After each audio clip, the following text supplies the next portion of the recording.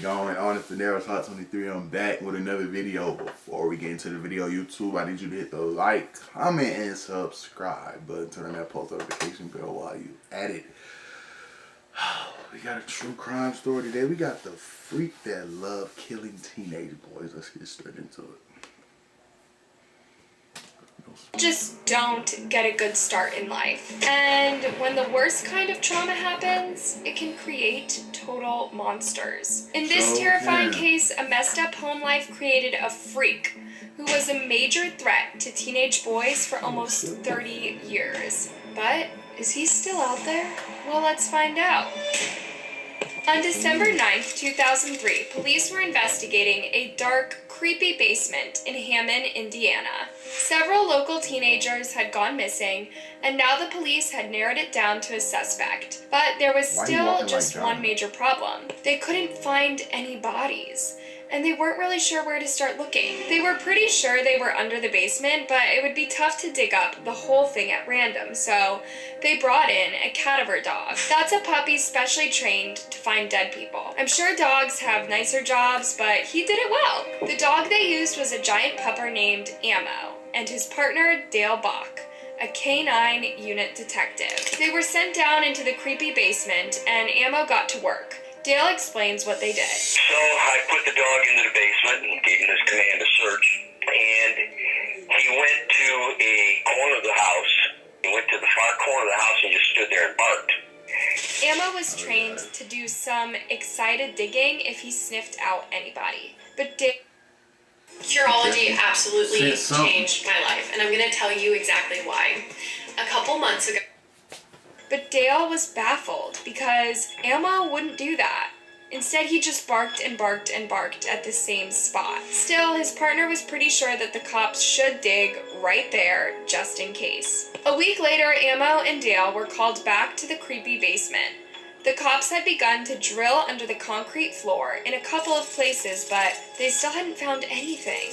They needed Ammo's powerful nose to solve the case. This time, Ammo did exactly what he'd been taught to do and began scratching and digging at the southwest corner of the basement. That's where one of the holes had been drilled, only the cops didn't film it like they were supposed to. As a professional, Ammo and his partner asked for a second tape. Never work with children or animals, am I right? The investigators set up the video this time and sent Ammo back, but he went to another hole, so they had to dig up 2 areas that could contain human remains. But that still wasn't enough. The cops had also called in a concrete expert who confirmed that a lot of concrete had been used there, like more than you'd expect. That was pretty suspicious.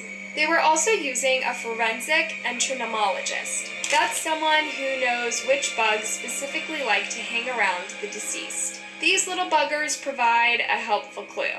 You might be creeped out to hear that there were a lot of coffin flies in the spider webs. Gross. These experts had all figured out there was something worth investigating down there. After digging again, they sent Ammo back in for a 3rd try. When they found him so excited, he nearly disappeared into the hole. Once they pulled him out, the pathologist found something terrifying. A human leg was buried down there, wrapped in a plastic bag. After that gruesome discovery, they began digging like crazy and found 2 bodies in that area. On the other side was a 3rd body. Now, this one was super weird. It had been encased in blue lead paint before being wrapped in plastic, and finally, all that concrete. All sorts of awful stuff had been done to this body too. Trust me, you don't want me to get into it, but a pipe had been used in the worst way.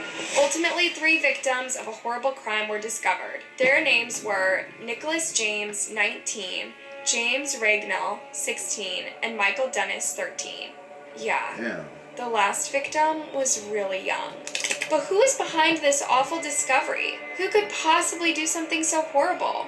Well, like I said earlier, the cops already had someone in mind.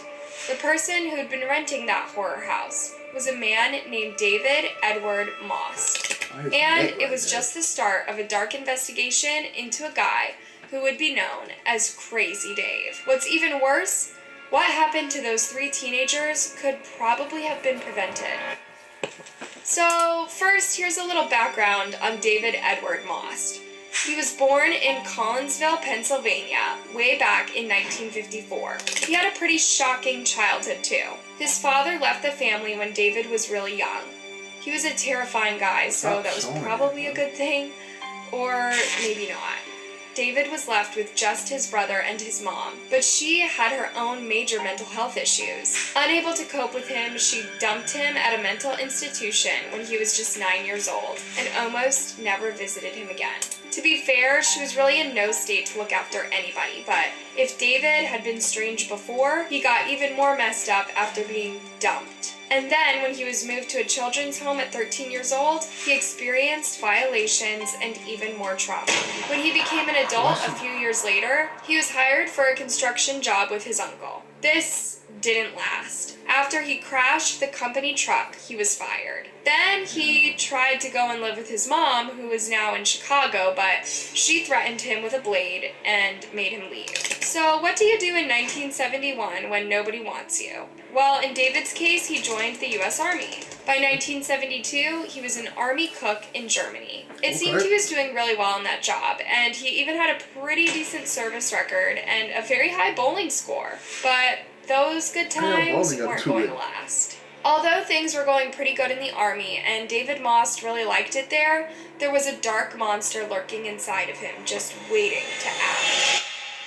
In 1974, he went through a military court marital after taking the life of 13-year-old boy James McAllister. The victim's mom, Christina Harding, is still haunted by David Moss's face when she saw him in that military courtroom. And of course, she was furious that he was only given 4 years of hard labor.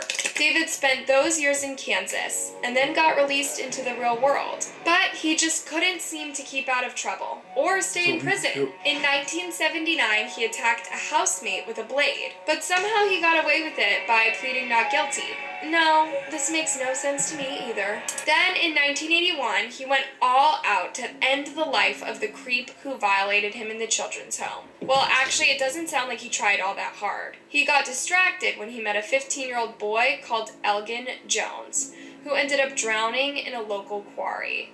Yeah. Somehow, that didn't get him sent to prison either. The only awful thing he did that stuck was when he attacked a 14-year-old kid. That got him sent down for 5 years. While he was still in prison, the mysterious fate of Elgin Jones also caught up with him. David was sent to Illinois for trial over the Jones case, and it's pretty scary that the warning notes on his file read, "Bad guy, Gacy type."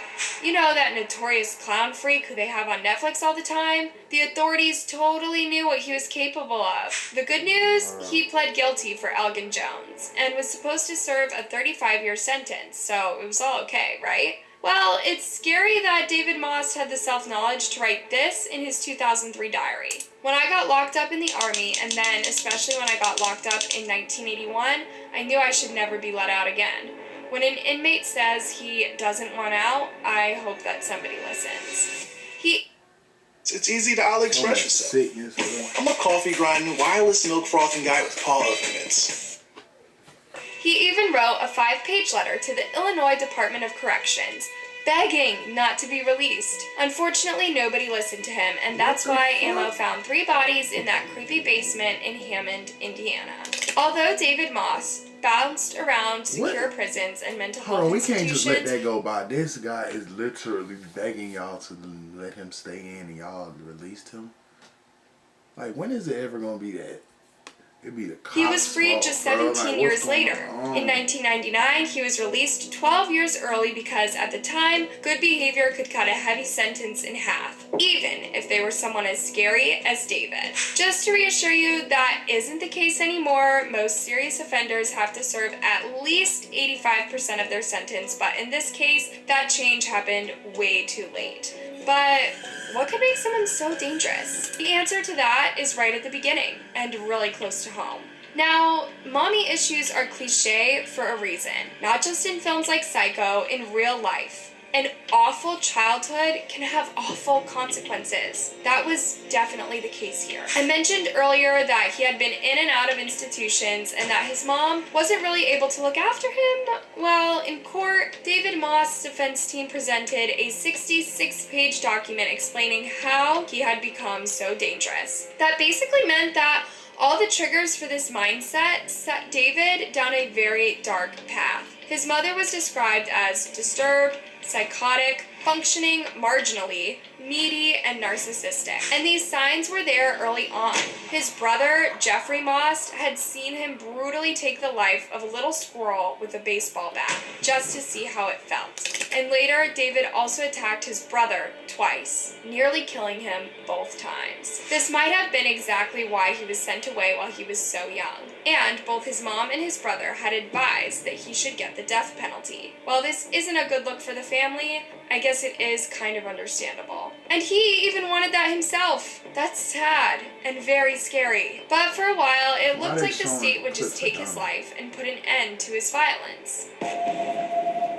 In December 2005, David Moss escaped the death penalty by pleading guilty. He was handed 3 life sentences for what he'd done to the boys found in the basement. While victims' families were still deciding how to feel about this, they didn't have long to process it because there was even worse news. In 2006, the convicted killer used a twisted bedsheet to take his own life, right after being told he would go to a state prison. It took him 27 hours to finally pass away. It's pretty amazing that after he'd done this, his mom said, "I never hated David. I'm so sorry he killed himself. It made me see that I loved David more than I ever knew."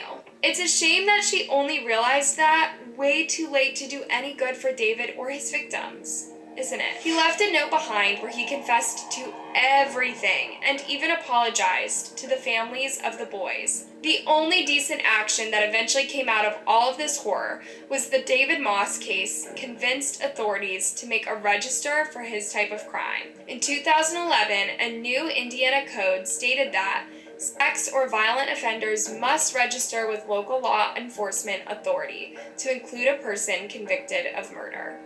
This register could have totally saved some lives if it had been enforced when David Moss was released that first time. But since 2006, all that the families of his victims could do was try to live their lives. And at least the monster is gone for good and can't hurt anybody else, which was kind of what he had wanted all along. Freaky, right? What do you think about this case? Did David Moss get off too easily after all the pain he caused? And was really sorry for doing... Bro, it's like... I just don't understand how the first time he got 4 years for murdering somebody. I just don't see how that can be true. And then it's like with stories like this, it's never like these. I ain't gonna say never, but most of the time it's like these people they do something and then they get released and they keep doing it. Like y'all, I'm not gonna say y'all, but they should have been getting heavier sentences because some of these people's lives could have been saved if he wasn't released that first time.